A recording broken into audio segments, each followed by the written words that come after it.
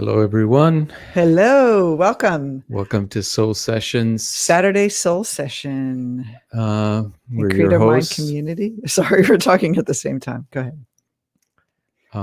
Who are you? I'm Deborah. I'm Robert Maldonado, and today we're talking about something really cool and interesting, which is transformation. The stages of transformation. Yes. And I think a lot of people ask us, they've done a lot of personal development work. Why am I still coming back to the same things? Why am I not having that breakthrough? I tried everything. What is, and then if you're a coach, we do coach training. So a lot of coaches follow us and interested in Jungian coaching. And they ask, like, how can I get better results out of my clients? How can I have my clients get better results? And so I think whether you're a coach or you're doing personal development, well, anyone who's a coach should be doing personal development too. This is actually going to change your perspective on where you're at. And maybe you might have an insight to what is stopping you and how to get out of it. Thank you. Someone just said, you guys are both looking very elegant. We put on our fine Sunday best, Saturday best today. You have to do whatever you can in quarantine.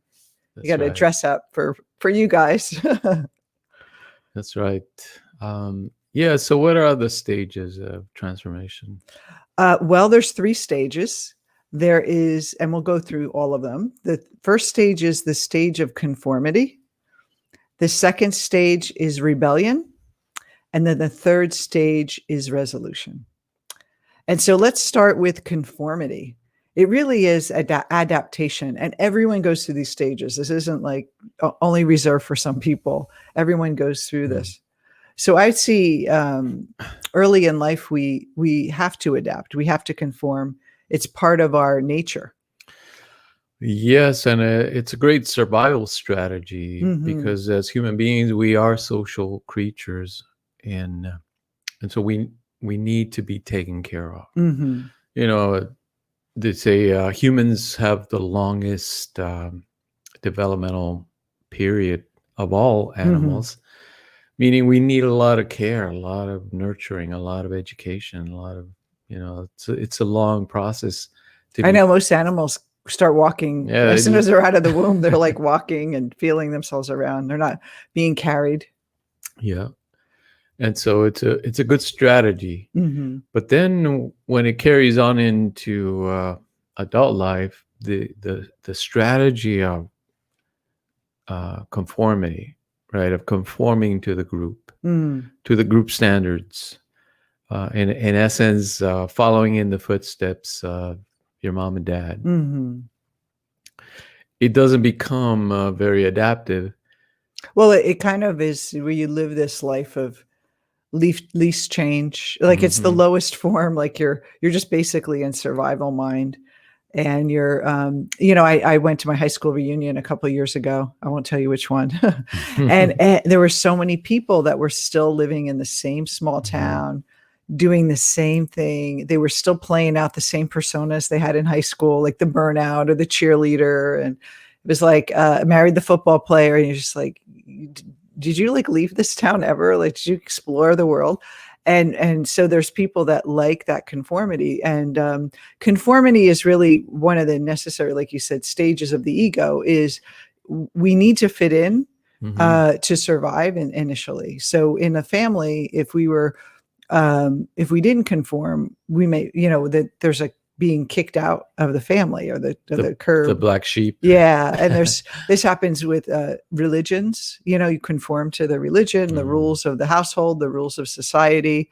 And then a lot of people just stay in that realm. I see sometimes people will conform to, I'm going to have a marriage just like my mother or father had a marriage, and I'm going to act out the same patterns because it was good. It was good. It worked. And so they never challenge anything. They kind of have the same life the previous generation had, made the same money the previous generation had. And sometimes even in family businesses, they have the same, they're in the same career, and they never really individuate. They never really question, who am I? It's I am what everyone else says, who told me I was. And so that conformity stage in the beginning, while it's very powerful, can also lead to a lot of boredom and even like this quiet desperation that they talk about, The that English something way. is wrong. There's something not fitting. Yeah, I mean, and you can see it in the the corporation. Then the Hmm. job, the company becomes the surrogate family in essence. Yes, the They boss go becomes from the father. Yeah, they go from being a conformist in the family to being a conformist in the workplace, and Hmm. just kind of follow the assembly line. So it's sort of like you leave your family, you go to school and you learn and you conform to the rules of the school and what makes you smart and what makes you succeed. And then they prepare you for the business world, which the business world has its own hierarchy, and there's still the kind of cliques, and it's kind of playing out the Mm, same dynamics, the parents and the jealous sister and all those things. And we're still in that same rut. And so I find a lot of times when people want to, they have that ache to start their own career, they're so afraid to leave that conformity, and then everyone around them, it will tell them, oh, you don't want to do anything, you have a great job, you all have right. this Well, set life, like why would you give up your career for something like that? yeah, And so that's conformity. Do you want to move to the next one, or do sure. you? Okay. I don't know how No, I much was do you just have gonna anything else say to say that about we're this? we're talking psychologically here. Yes. Um, Although it does play out in let's say social ways, Hmm. but not always. People Hmm. can be nonconformist in Hmm. corporate settings, Yes. and play in those fields. But we're talking about kind of that psychological conformity of just kind of going along with the flow Hmm. without having your own ideas. Yes. And for women, I think it's an important time in history because you are free now to create Hmm. in the way men have been free to create Hmm. for a long time. Uh, but men also fall into that conformity pattern, of Hmm. course. So it's not just social political, but it is psychological and emotional. Well, actually, I think men actually may conform even more because the weight is on them in, traditional families, is to carry the load for the Right. family and be the financial support. So the father archetype will be, I gotta just be responsible. And so that responsibility is a sign of that conformity Mm, stage, is that you feel I have to be responsible. I can't, make any waves, and we mm, stay in that conformed place. And I remember when I was younger, that's all I wanted to do when I was in high school, is to have the life my mother had. I want to have kids and I want to have you, family. And you were a I conformist. was a conformist. I really just wanted, but a part of me, Mm, wanted to do, like you said, it's psychological. So part of me had this kind of, I want something more, but the forces around me told me, almost as if they hypnotizing me to think, this is all you can have. This is your role. This is what you should do. And even though we have dreams, so it doesn't mean the conformist is happy about it. It's almost like the conformist is thinking the other option is death or dangerous. yeah, and well, we'll talk more about what these paths lead to down the line. Hmm. So let's go to the second one, and because I was born a rebel, Hmm. from the get go, I wanted to do things in a different way. Hmm. But that has its pitfalls too. Hmm. Uh, so let's say rebelling against the parents, against the family, against the society, the culture. Um, it is part of individuation because you have to be able to break away from that bubble. You can't go conformity to individuation. You have to have this rebellious stage. You have to undergo that breaking away, Hmm. cutting the umbilical cord Hmm. emotionally, psychologically. And again, it's not a physical thing. A lot of people think, oh, if I move away Hmm. or if I join the army or do Hmm. something, that will cut the cord. But no, it's a psychological, emotional one, and people can be very much in conformity again because those institutions take the place of the family. Mhm. So you could move a 1,000 miles away from your family and still be conforming because you're Yes. psychologically still buying into the assumptions that the family gave you of how the world works Yeah. and who you are and what your state status is and worth is and all those things. Yeah, who you are is the key, right? Mhm. You in breaking away and rebelling, you're trying to find yourself. Yes. You're trying to define yourself. Is that why teenagers are really at that they kinda get to that rebellion stage where they're trying to break away from the parents because they want to they just it's just kind of a natural stage? Yes, but there was a funny South Park episode where the goths, they were all wearing black, and the kid wanted to join them, but they wouldn't let him join unless he wore black himself. And then he said, "Isn't that me conforming?" Right, exactly. Yeah. So you have to kind of watch that again and again. It's not just a social external thing. Mhm. Is it a real psychological break for the individual? So that's actually a point because you're conforming to a new group maybe, but you're Hmm. still in that rebellious stage, but still conforming to a new group of, like you said, the Goths and, Hmm. so Nothing against the goth. I no, no, love we love we goth love everyone. culture. Yeah.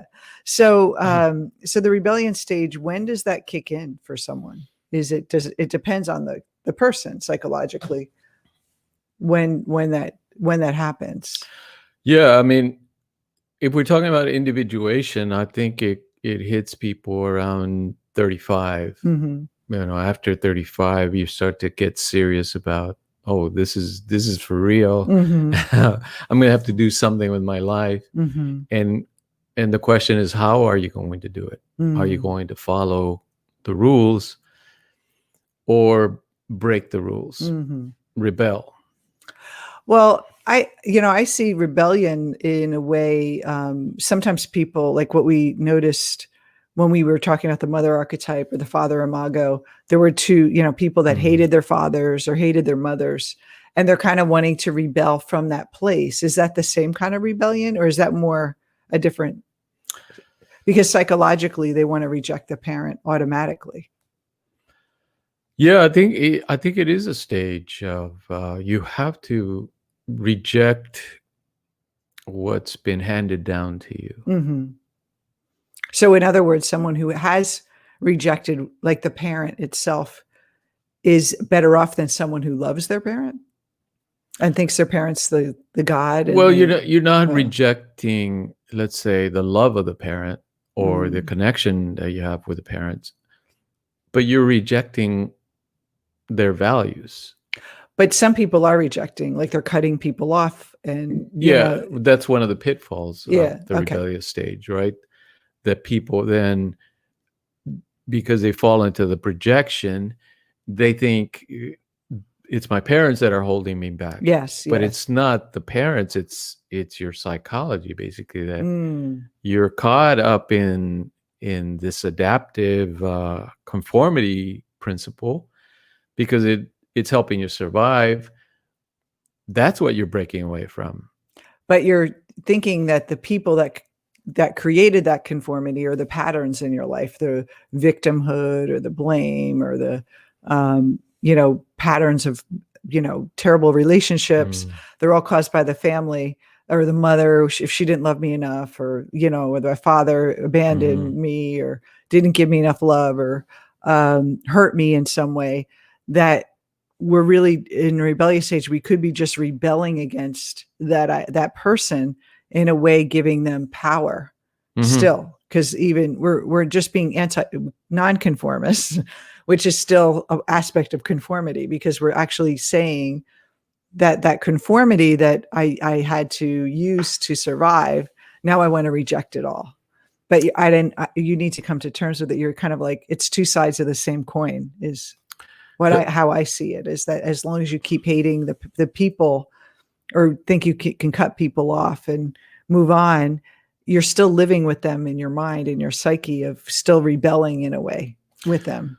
You're very much caught up still, right? Because Mhm. it's either accepting what society's given you as values and as kind of prefabricated humanity, or you're saying, no, I don't want any of that. Mm. But in rejecting it, of course, they got you in a sense Yeah. because now you're reacting against it. Yes, that's what I was saying. That, like, you're still hooked into that like, you're trying to hold on to conformity and push it away at the same time. So that's where I think a lot of people feel stuck because they want to move on with their life. They want to individuate. They want to create their own path. They want to leave the past behind, but psychologically, they still keep hanging on to that kind of pain or that judgment or that anger Hmm. against the parent or the person that suppressed them or hurt them in some way. Yeah, and you see it that it's part of the culture also, right? Hmm. The idea that our parents screwed us up Hmm. is prevalent all Or that we have to and forgive them. pervasive.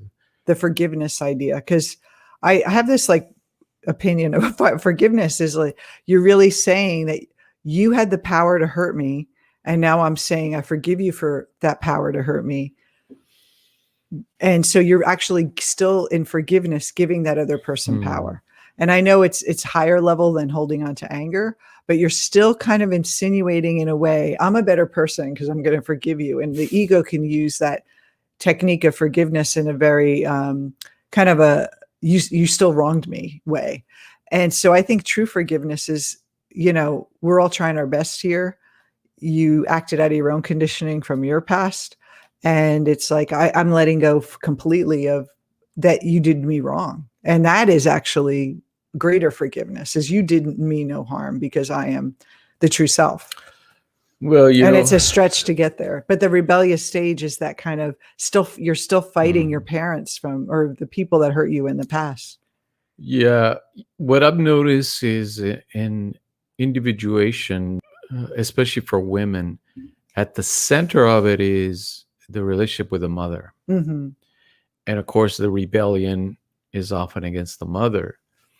Um, but when it's mistaken as the physical mother, meaning that I Mm. have to break away from my actual mother, um, then the woman is cut off from her femininity. Hmm. Wasn't there Yeah, the young quote. a young quote about that? Yeah, he said that a woman can survive and pretty much function if she cuts away from the father, because she rejects the father, because she's a woman, so she could still be a full woman in a sense in her life. But when she cuts away the mother, she's basically cutting away at her own femininity, at her own feminine power. And that is actually can be very destructive. And in a way, you're kind of hating yourself, because the mother, if you're a woman, the mother's a projection of your own Mm, mother archetype. And so a lot of times I think the biggest lesson to learn is that we're projecting. We're in this world, and what we're seeing is a projection of the assumptions that happen to us.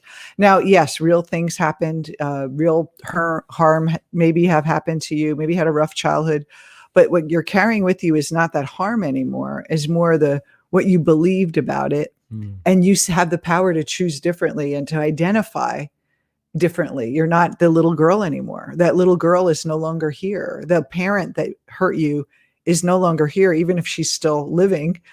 That woman that was your mother at 20 years old is not that person anymore. She could have the same patterns, but that person no longer exists. It's almost like a dream. And so we start to look at it that way. We can start to feel a little lighter. That for me, I spent so many years trying to repair the past, heal my wounds, repair the past, forgive my father, forgive my father. And when I realized, you know what, it's my misperception that I didn't even notice all the great things he did for me. And I just rejected all of him. And when I was able to stop that rebellion against him and truly love him and see, you know what, he wasn't perfect, but he always did the best he could. And not in a like whitewashing way where I'm going to ignore my feelings, but it was more like now I'm seeing things from a different perspective. And I could see who I am now, who I really am. I'm not defined by that in the past. And when I truly got to see that I was the one who actually was pushing men away and pushing him away, that he wasn't this cold, evil man. It was me being afraid, my fear, that all the power came back. And so that rebellion stage was maybe I needed to do that, but I also Mm. needed to have, like you said, that resolution. And the resolution is what led to the transformation, not the rebellion. So the rebellion is the first stage. And I think a lot of people get stuck in, they're either in conformity and trying to break free, or they're stuck in that rebellion stage for years and years and years and years, because people are telling them they have to forgive their parents and they have to, relive the past and regress and find out all the things that is broken about them to repair. And you're still in that kind of trying to fix something that happened. You're still using the past as a way to kind of push away Mhm. who you are. Yeah. So how do, let's say, I don't wanna assume, right, because, women, let's say, individuation for women is such a unique process, and Jung didn't really write that much about it. Mm-mm. Um, what do you think? I mean, what is the way to move from that rebellious stage, which is essential? Women do need to rebel, but how do they resolve the conflict? Well, for me, I had to see that the conflict that I created, especially, well, with my father, first of all, was my own doing, my own, Your internalized my like image of. assumptions and stories Mm, about and my fear that prevented me from connecting with mm, him, like really having a better relationship with him. I always thought he was cold and distant. But then I realized, oh, wait, that's my projection because and he definitely had those traits, but I had those traits too. It was almost like I was seeing myself and I didn't recognize it. And so kind of taking the power back and saying, wait a minute, I'm the one who's, when he comes in the room, I'm the one who shuts down. He's not the one who, maybe mm, I shut down because he shuts down, but I'm doing it too. So it's like really understanding that he's just like me. And there was something about that that changed for me. And with my mom too, like just accepting that she's who she is and her nurturing, loving side that I always thought was so profound and so great to see how it actually can hurt me and lead me to over pleasing and giving too much and not standing up for myself. So all these things that I labeled as my mother was all good and my father was all bad, I start to see that I have both of them in me, and that it's what I do with that versus it's integration of accepting that part of mm, myself as a human, but also know there's this other me that's divine that is not caught up in all that. So those are just my ego conditioning patterns, and that I'm something much more. And when I realized that I could create pushing men away, I realized that I can create letting them in, and that's when everything started to change. mm, When I stopped pushing my father away and rejecting him and rebelling against him, and actually accepting that it was me, all of a sudden everything changed. It was like rebellion to me is a stage where you're trying to get power, but you're still using the conformity to push away. mm, And for resolution is actually just saying all the stuff that happened to me in the past does not define me. Jung says, I'm not what happened to me. I choose to be whoever I want to be, or to choose to become who I want to be. And that's the resolution, is that no mhm. matter what happened in the horrible, horrible past, I still can choose. And that is really the key. But you can't go from conformity to stage 3. You have to have that rebellion at first. You have to tease it apart. You have to say, because it's really the step of individuation is, okay, I don't like this, so I'm just going to do the opposite. But that doesn't work either. And with those tensions of the opposites, there's a transformation that happens. That's transcendence of the two. He called it the transcendent function. When two opposites come together Mm, and integrate, we start to really see that we can choose. And so there's times I can be kind. There's times I can be a little aloof if I need to. I have the power to withdraw. I don't need to always get love all the time.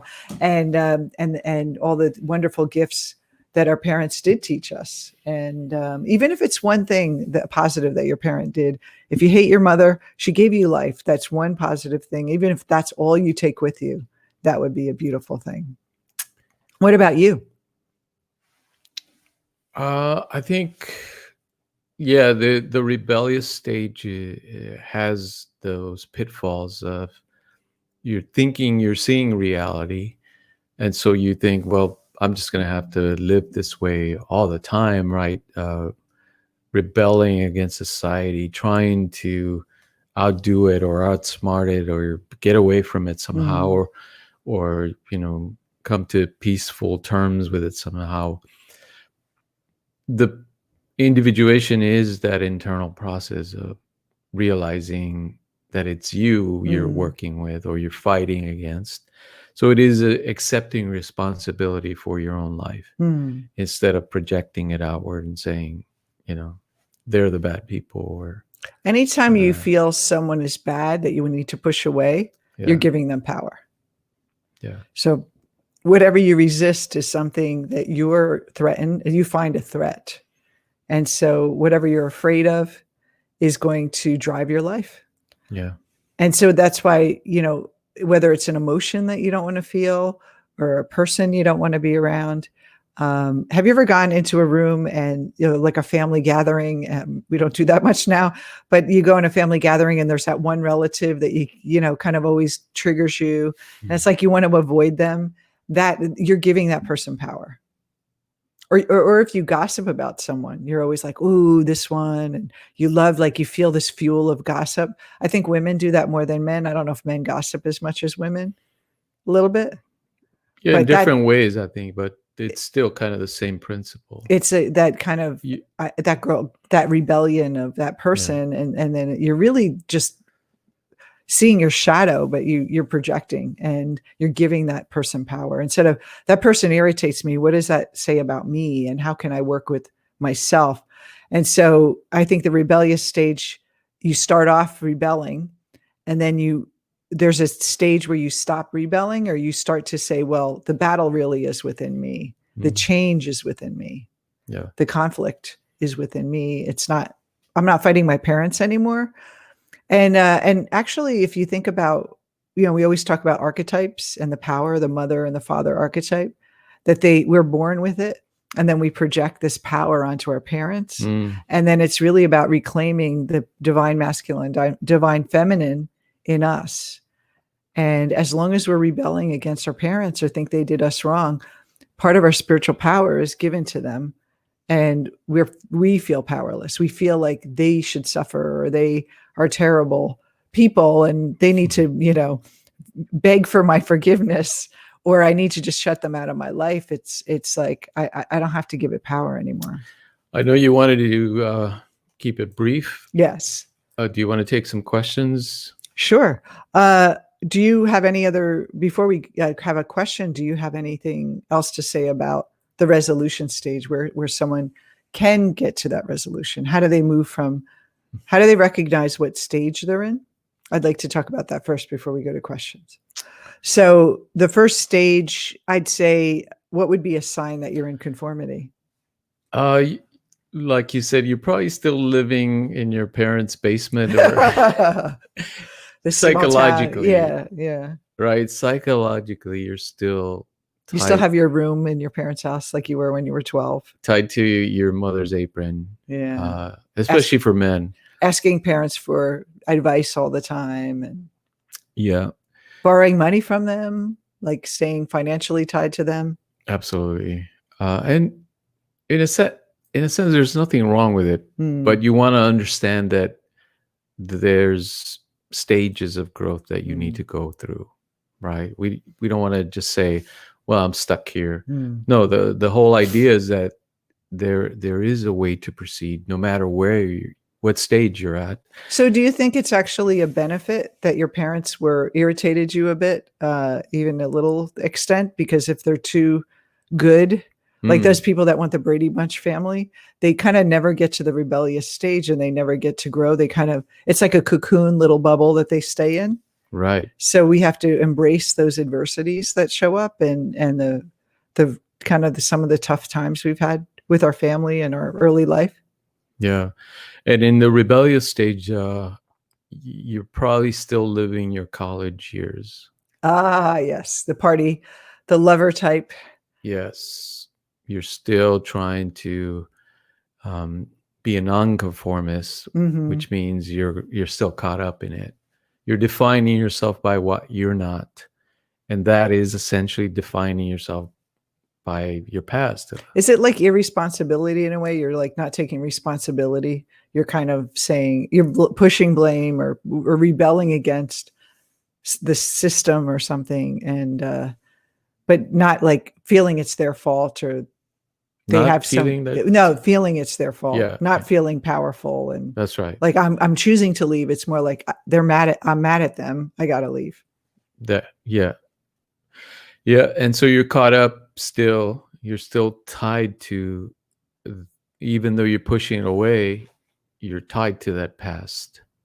So And talking about it a lot and referring to it. And when you process like something that's struggle that happens in your life, you think, well, I'm this way because my father did this to me or my mother was very critical. So I tend to be critical. Like you still like blame your parents for why you're the way you are versus saying, you know, yeah, that happened, but I could choose. I'm not trapped by it. So the rebellion still has you a little trapped.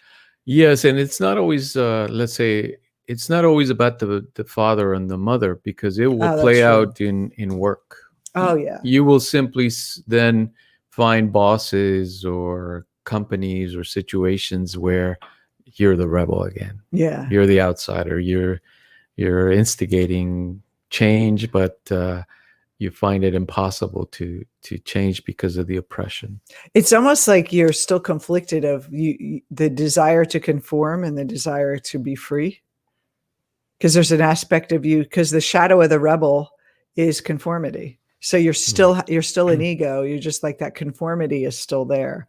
That I'm in this job. I hate my boss. He's just like my father, or just like my mother, or she's just like my mother. And well, the danger is that you won't even make that association. You'll just think that's just the way it is. Yeah. I just happen to find this terrible boss or fall into this position, when in reality, those patterns we unconsciously seek them out. I know. I used to have terrible bosses over and over again, suppressive men, and I never saw the connection. Like, and then but the connection was my assumption of who I was. So remember, these things your parents didn't do this to you. It's like you're carrying with you the assumption of who you decided you were, what identity you decided because of what happened to you, that you're saying, well, I'm just not good enough, or I never get what I want, or I'm I'm always so nice and everyone takes advantage of me. Whatever role you decided, you're still caught up in. So then the resolution is is really retrieving the projection, I think, is the first step, is to say that every irritating person or the anger I have toward, or that things I'm rebelling against, is to see that they're inside me. There's this, I'm seeing something I'm fighting within myself. It's an internal battle, not an external. And I think in the first two stages, it's very much externalized, where people are trying to find their freedom, but doing it by action or behavior. They even like say, I'm going to leave the corporate world to start my own business, but they're still rebelling, and they're not doing it because of something they love. Like I see a lot of people, want to start their own business, and it's because they hate the corporate world, but not because, and so their business becomes just like, they hate it too, because there's something else. It's like, they're just not falling in love with it. They're doing it for rebellion versus doing it to live their purpose. Yeah. Then your job, let's say your business, then will become your prison. Yes. And it will become the overbearing boss. Yes. You'll be your own overbearing boss. Yeah. And feel like you haven't done enough.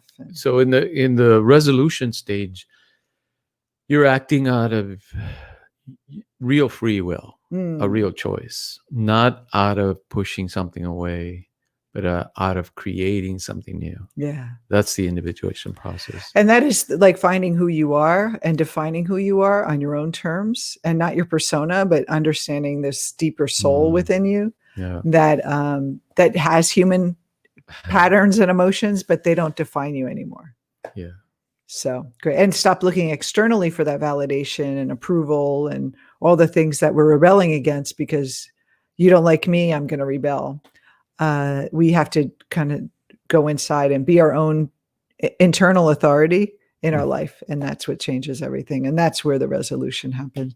And then the other people are free too, that you're not projecting all that guilt and shame onto other people for what they did to you, you can actually just be at peace finally. It's like let the dead be dead, or let the dead bury the dead. Just let it go, and you can truly let it go and have a life that's free. Great. Any questions before we go?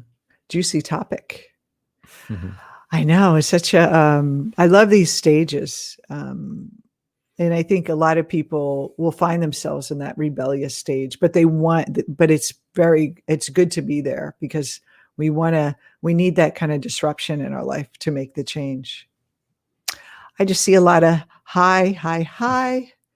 I'm going to wait. And I think it's a little delayed, so I'll wait another minute. And if we have questions, that would be awesome. We're here to answer them. I think. What does it mean to take responsibility for your life? How would you define that? Well, it's like you said, you're not projecting anymore. It doesn't mean you're not seeing things for what they are. We know that the world is in need of change, but you're able to act not out of compensation. Yes. Right. Not out of pushing it away or trying to conform, but really reasoning through that, discerning what is the best course of action in this situation.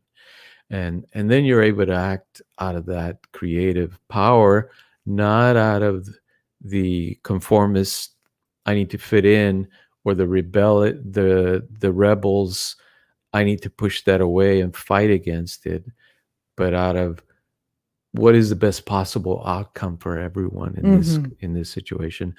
If you look at Gandhi's life, that's essentially what he was doing. He wasn't asking, how do I fit into the British colonial system and get along with them? No, that would be conformity. But he also wasn't saying, how do I just kill them and try to get rid of them and throw them out of our country once and for all. He was saying, how can I act to where I can free myself and free them as well? Because they were caught up in the whole system as well. The aggression creates conflict, which escalates the conflict if you have more aggression. But what he did was they didn't fight back, so it was a nonviolent. He fought back. But with a nonviolent. That's right. Yeah. That is the key, right? That you're able to take action and do what you know is right, but not in that getting caught up way of the rebel that you are. That they're essentially pulling your strings. Yeah. But right, because the power is outside of you. You're still pulling away from something that you think has power. Yeah. Yeah. You're making your own decisions. So in his mind, he didn't see the British Empire as having power. That's right. So he wasn't like, I need to fight that power. He was like, I have my own power. Yeah. Yeah. And actually, even Viktor Frankl said that in the meeting. He said that he felt that the German soldiers were more in a prison than he was, because they were imprisoned in their own mind. And so that's what made him understand, like them, that they just are lost in their mind. He goes, when this is over, they're going to still have to live with what they did, but I'm going to be free, and I'm free now. So. Yeah. Just got here. Currently dealing with a change that I'm having a difficulty with, which is the resignation of a female supervisor. She was such a great supervisor that saddens me to see her leave and not know who or what will take place. She was the only one solid from current supervisors. It's the mother persona that the mother archetype that you're projecting onto this supervisor. So you may have a conflict with a good and bad mother. And so you might have good supervisors and then bad supervisors. And you're kind of like, I want to get a good one. What you're doing is you're seeing your own mind. You're seeing that you're giving a supervisor power, And I would ask yourself, what's so threatening about the ones like that's not solid? Mm. Where is that threat, and how much power are you giving to who the supervisor is to make you feel safe? And whenever we're projecting that power onto other people, of course, this will happen. It's actually an opportunity for you to find your own power within and not need, it's like the rebellious stage. You have to stop saying that conformity. I need to be in my safe little bubble with a nice supervisor who treats me well, is like, that really is not a call to courage. The call to courage is when someone is really not nice and you could still have your power. So I would invite you to not be afraid and use it as a way to be more empowered with yourself and not dependent on a supervisor to define you or define your state of mind and your business and what you're doing. It's That's hard to do, but I think it's a great opportunity. yeah. And the people in your life will always reflect your own relationship with yourself. So if you find someone is not treating you well, you're not treating you well on some level. You're Mm. feeling that unworthiness or that criticalness inside yourself, that you're just seeing it projected. So the other person isn't really doing anything to you. They're just reflective of who you are. Yeah, really, at the end of the day, the unconscious is not really hidden if you understand that what you're seeing, the external conflict, Mm, is the internal conflict. mm. It's like being projected Yes. outwardly. Yeah.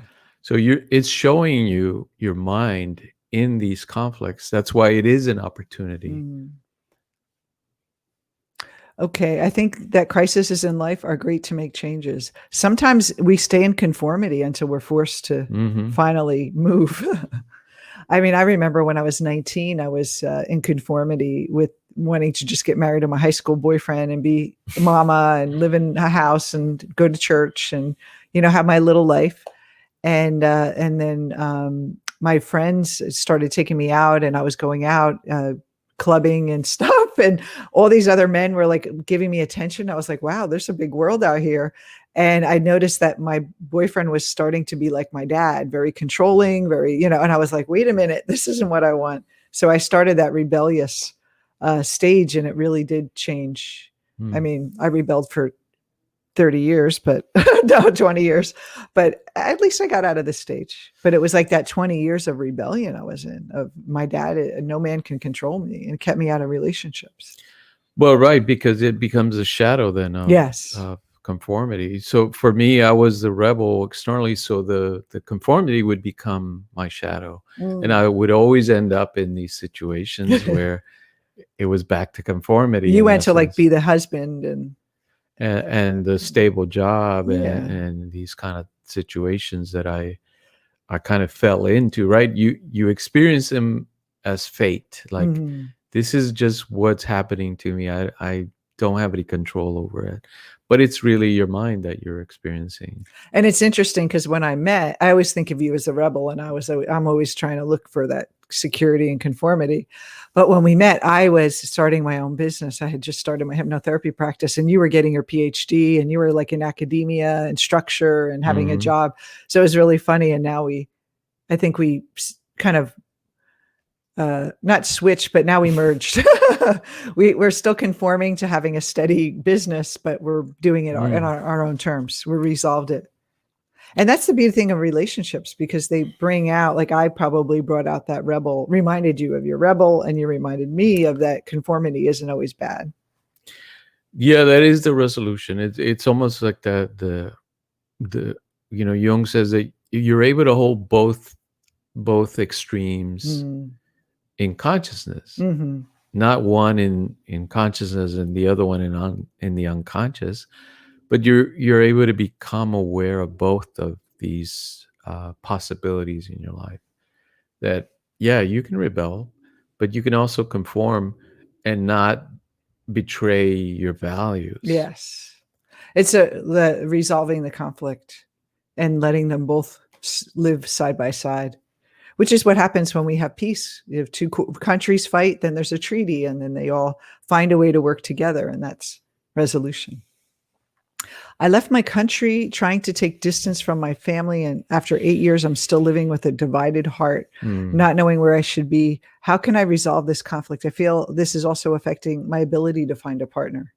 Oh, absolutely. If you're divided in your mind, it would be very difficult to find a partner, um, unless they are also divided in a Mm. sense. But let's say the resolution comes from approaching what is it that triggers you.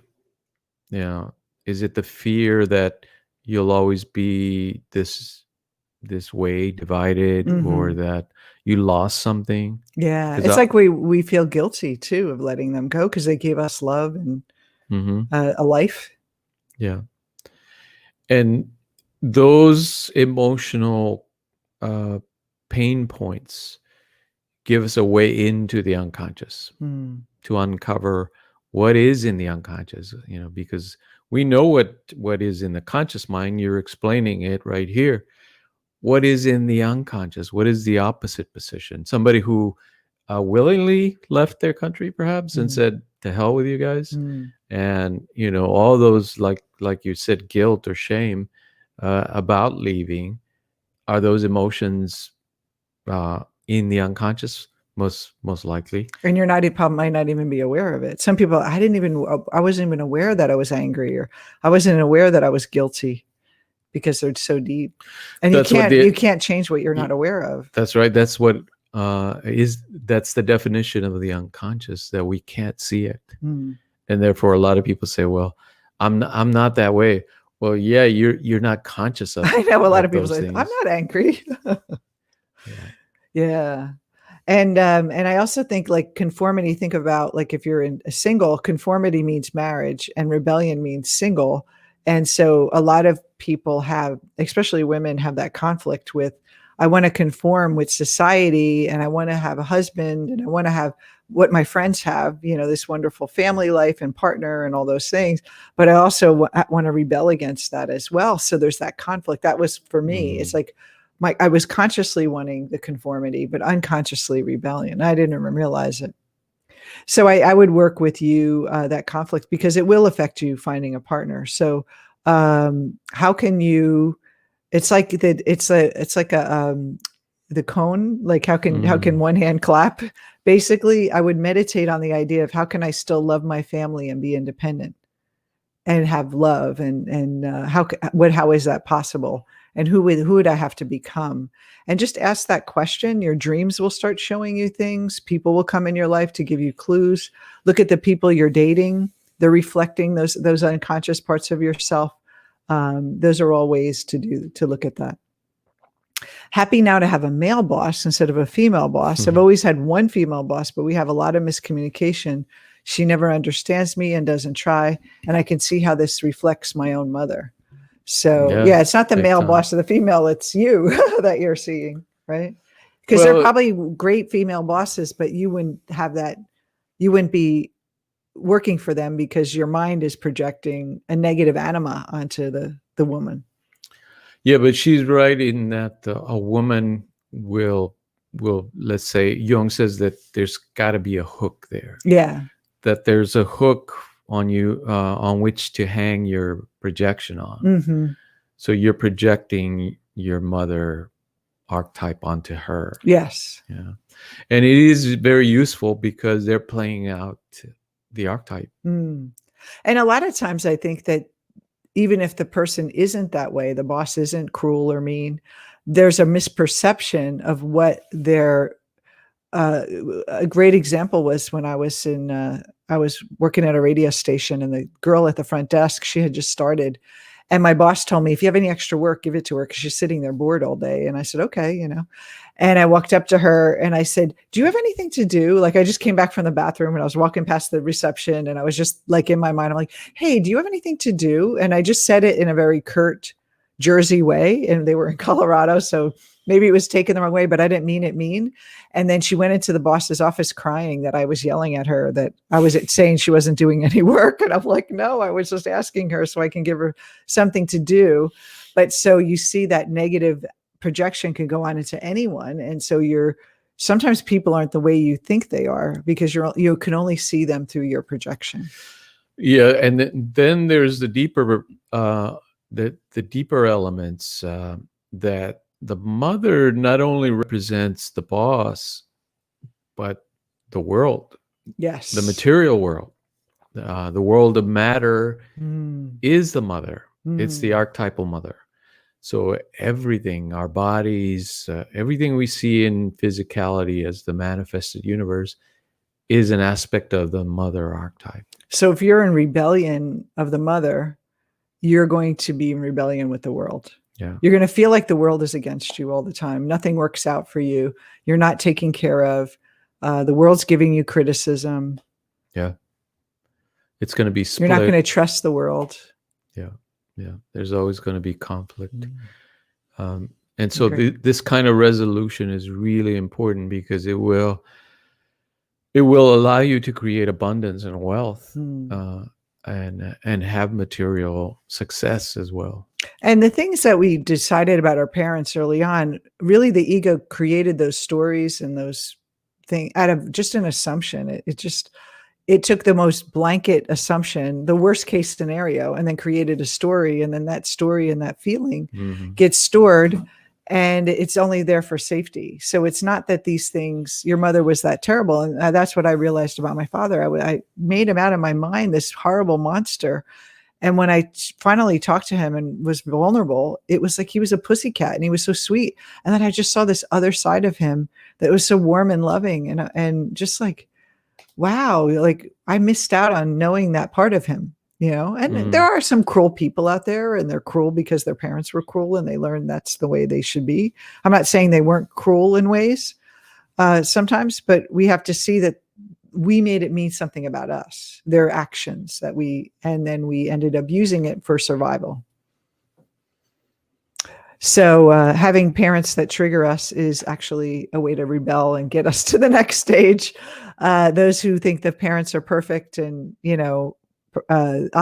idealistic, in a way, they kind of put that rebellion in the shadow. Nobody gets away. Everyone has to undergo this transformation. It's just like growth. We're born with a baby's body, and we can't stay there. You have to face the world. You have to survive and risk getting your knees scraped and running into things and falling down. And that's what makes us powerful. I'm wondering if a woman can project a father archetype. A father abandoned me at 1, and my core wound in relationships is abandonment. Should I explore the father archetype in me, or is that just my anima in general? No, the father archetype is, we all have mother and father archetype, anima, animus. We all have all of them. I wouldn't call it, maybe, this idea of core wound is you're kind of still giving your father power that he can hurt you. That it's the assumption that you were a helpless being, which if you think about from a child baby standpoint, 1 year old, yeah, that would be a threat to your life. But in essence, the spiritual side of you can never be damaged, can never be broken. So what you need to do is, if you still identify with yourself as being wounded, you're going to project that onto men, that they have the ability to hurt me. So as long as you still accept that your father harmed you, that you have this thing in you that's terrible that your father did to you because he abandoned you, you will never be able to trust a man because you'll think, I got to protect this little piece. So imagine how freeing it would be to say, I'm indestructible. Like, I am free to love. I'm free to have a relationship out of my choice, not out of what happened to me. And that's really the resolution. So I would work with, you have to work with first your shadow work before you do the archetypal work, doing the work on your shadow of what the assumptions you made about yourself and men, and relating to men and even God, spiritual power. The father represents spirit that you don't trust. And so it's about working with the shadow elements first, your personal history, and then the archetypal is the divine father. That's where you can actually really work with it on a deeper way. Isn't that what saves us? I mean, if we were dependent on our personal experiences with our parents, some of us, most of us maybe would be in trouble. I wouldn't trust you. I would be always, you know, kind of on guard. And Yeah. But the fact that these are archetypal elements, in other words, you have the Divine Father within you, and you're able to reconstruct the relationship with that. the shadow aspect is covering it. So your personal history is basically covering the archetype and limiting it to a human man, a human father. And we need that projection in the beginning because it's just kind of how the psyche works. It's trying to make sense of the matrix of the world. And the father, in a sense, was this kind of, he brought you life. He was the sperm that gave you life. He was a quickening force that gave you life. So what happened after is, you know, you get to choose to how that story plays out. Yeah, and just like the mother is the material world, matter, the father is the spirit, the unseen, the moving element in the universe that we don't see, but we see its movement. It moves the material around. And some people have fathers that passed away, so it's like the abandonment, that the same kind of pain is still there, that withdrawal, but the story is different. The same event happened, that the father withdrew his physical presence from the family unit, but it was either death or willingly move. But your mind says he had a choice, then all of a sudden it means there's something about me. But if he died, you know, if he had died, would your story be different? You know, so you see how the story is really what keeps you stuck, and what you made it mean about you, and that, you know, that you're not cared for, or that men don't love you, or you're not important, you know, all those things. And you don't have to live at that story anymore. You could recreate it from that. The archetype is already within you. You don't need a physical man to project it onto. I know it's very deep work. I mean, you have to do it with a coach. It's hard to do it by yourself. So if you haven't had one of our coaches, mentors, give you a consultation, definitely take advantage of that. Great questions. This is very helpful with my mother boss and my conflict with the world, feeling not being taken care of, rebelling against the world. Yeah. I'm deep in my shadow work, and thanks to you both for your guidance. Good. Absolutely. Yeah. The shadow work is the key. I mean, that's where to get you out of rebellion stage, you have to do shadow work. You can't just skip over and abandon everything and say, I hate, you know, I'm going to leave the past behind and I'm just going to become spiritual. You have to come to terms with, like, wrestle with that stuff, the stuff that you kind of created up until now. You have to kind of come to, you can't just like get rid of it. You have to really use it for your growth. It's all the fertilizer we carry around. Yeah, I feel like I was doing so much of getting rid of my past and clearing, and, you know, I want to just get beyond it. And it was actually facing it and looking at it and seeing it from a higher perspective that changed everything. And so now my father could have did what he did in my childhood and been the way he was, but it's like that pain or that ache isn't there anymore because I'm not seeing it from a different perspective. Well, awesome. Yes. We stayed on time. Yes. Thank you, everyone, for all your questions and sharing. Really appreciate it. And we'll be here next week. Next week, we're talking about the power of conflict. What does it mean to, how can we use conflict in a way that empowers us versus trying to avoid it all the time? Or when we have conflict, to feel like we're doing something wrong. So we're going to flip the switch on conflict, and you guys are going to want to wrestle up and be rebellious next week. But thank you so much for joining us, and we'll see you soon. Peace. Namaste. Take care. Remember, you're awesome.